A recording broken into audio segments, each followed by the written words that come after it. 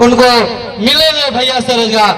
कि भारत में कैसी सरकार है, यहाँ के जनता लाचार है। 2011 की बहाली 2022 में ली गई, 13 वर्षों के विलंब से बहाली की गई। इसके बावजूद भी फिजिकल, मेडिकल एवं औपबंधिक मेगा सूची नाम रहते हुए इन लोगों को नियुक्ति नहीं दी जा रही है। होमगार्ड, जबकि जहानाबाद जिले में और अन्य जिलों में होमगार्ड के बहुत सारे पद खाली हैं, फिर भी सरकार इनकी बहाली नहीं कर रही है। इन्होंने मुझसे आग्रह किया है कि आप हमारी आवाज को पार्लियामेंट में भी उठाएं और हमारी बहाली कराने का काम करें। मैं होमगार्ड के भाइयों को विश्वास दिलाता हूं, मगर विश्वास दिलाते में ये भी कहना चाहता, जब सरकार इतने बड़े पैमाने पर निजीकरण करेगी तो कल जो आरक्षण रूपी अधिकार हथियार आपको मिला है वो तो बेअसर हो जाएगा। जब सरकारी नौकरी नहीं होगी तो सामाजिक गैर बराबरी आज भी है। तो दलित पिछड़ों के बच्चे यहाँ जाति व्यवस्था के आधार पर चमार, वाल्मीकि, पासी, गोभी, कोली, खटी, कुशवा, मौर्य, साके, यादव, जाट, गुर्जर, निषाद, जिसको सैन्यनाथ क्या कहते हैं, कश्यप, पाल, प्रजापति, इनके बच्चों को कौन कुर्सी में बैठने देगा? आप मुझे बताइए।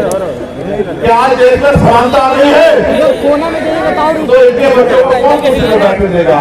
इसलिए निजीकरण करके जिस तरह से इनके बच्चों का रास्ता रोकने का काम किया जा रहा है, मैं आपको विश्वास दिलाने का काम करता हूं कि आने वाले समय में हम लोग निजी क्षेत्रों में आरक्षण की मांग दलित, पिछड़े, आदिवासी समाज के लिए करेंगे और इनको निजी क्षेत्रों में आरक्षण दिलाने का काम करेंगे।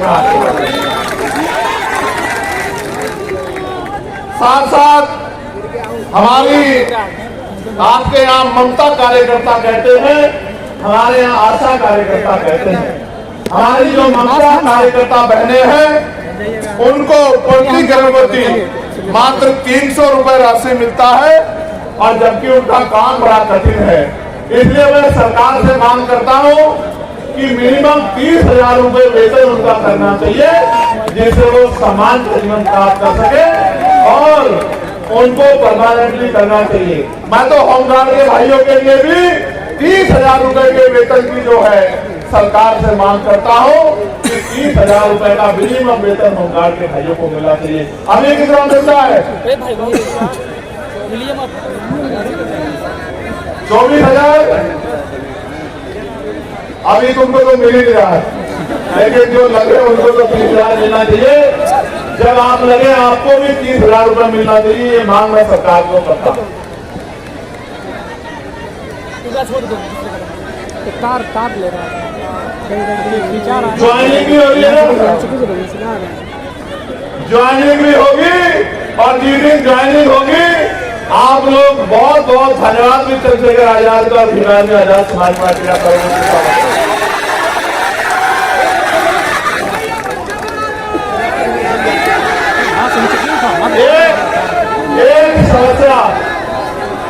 एक समस्या जो SC/ST के कर्मचारियों ने मेरे सामने रखी है, बिहार सरकार द्वारा अस्थायी स्थानांतरण कार्यकारी व्यवस्था नियमावली 2023 के तहत रोस्टर स्थगित करते हुए अनुसूचित जाति जनजाति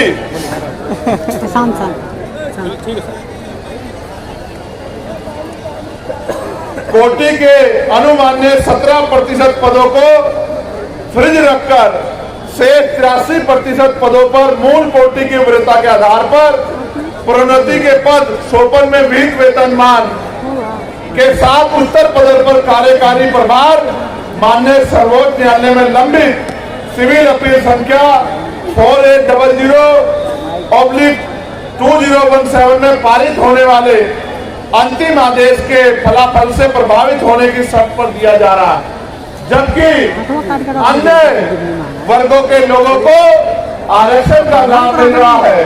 इसकी वजह से जब प्रमोशन नहीं हो रहा है तो बैकलॉग भी नहीं आ रहा है, ना नई नियुक्ति आ रही है और ना ही हमारे मूल पदों से प्रमोशन हो पा रहा है, जिसके कारण कर्मचारियों को परेशानियों का सामना करना पड़ रहा है। मैं इस मंच के माध्यम से शेड्यूल कास्ट शेड्यूल ट्राइब के कर्मचारियों से कहना चाहता हूं कि अब मैं दिल्ली जाके पार्लियामेंट्री और वेलफेयर कमेटी में आपका मामला जो है रखने का काम करूंगा। और साथ साथ मैं आपको भी ये कहना चाहता हूं, आप भी कमर कस लो।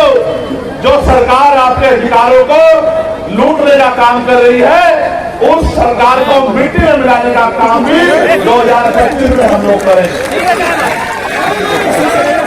एक यहाँ बड़ी समस्या जो जमीन की है, भूमि सर्वे के नाम पे सरकार जो है, सरकार ने वादा तो किया था कि हम 3 डिसमिल जमीन देंगे, लेकिन सर्वे के नाम पे, जैसा मैंने आपको पहले कहा कि 14 अगस्त को हम लोग अंग्रेजों के अधीन थे, 15 अगस्त को आजाद हुए, लेकिन 14 अगस्त को अगर किसी पे 1 गज जमीन नहीं थी तो 16 अगस्त 1947 को भी 1 गज जमीन नहीं आ पाई थी। सरकारी जमीनों पे ही गरीब लोग रहते थे। 70 साल से जिस जमीनों पे लोग रह रहे हैं, सर्वे के नाम पे वो जमीनें छीन के पैसे वालों को, जमींदारों को, ताकतवर लोगों को, सामंतियों को देने का काम यही निकम्मी नीतीश कुमार जी की सरकार करने का काम कर रही है, डबल इंजन की सरकार करने का काम कर रही है।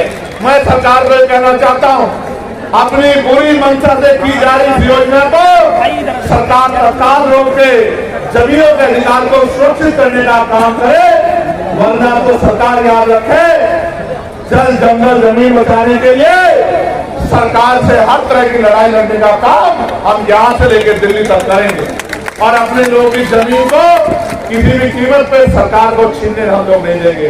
दूसरा, कानून व्यवस्था बहुत बिगड़ी हुई है, इसके लिए मैं सरकार से ये कहना चाहता हूं कि जो सरकार बहन बेटियों की रक्षा नहीं कर पा रही है, गरीबों, दलितों, पिछड़ों, आदिवासियों, मुसलमानों की रक्षा नहीं कर पा रही है, वो सरकार कानून व्यवस्था का ढिंढोरा पीटना